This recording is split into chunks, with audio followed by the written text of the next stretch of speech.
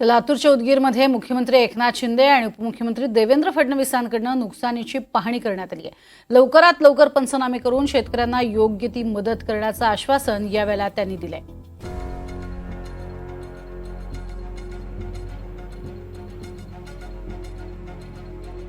या जिल्ह्यात देखील सोयाबीनचं नुकसान झालंय। मागच्या शेतात गेलो होतो तर पूर्ण शेतामध्ये पाणी होतं। त्यामुळे युद्ध पातळीवर पंचनामे होतील आणि शेतकऱ्यांना मदत मिळेल।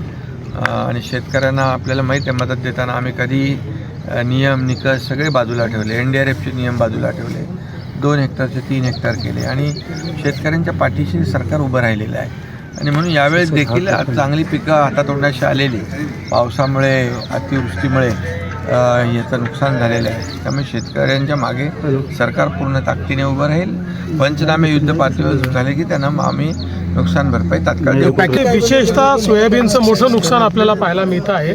मुख्यमंत्री मोदयांनी मदत करण्याचा निर्णय त्यात ऑलरेडी जाहीर केलेला आहे आणि पंचनामे लवकर करून, कारण आपल्याला एकूण नुकसान किती याची माहिती घेतल्यावरच बाकी सगळ्या गोष्टी करता येतात, ते अतिशय वेगाने होईल।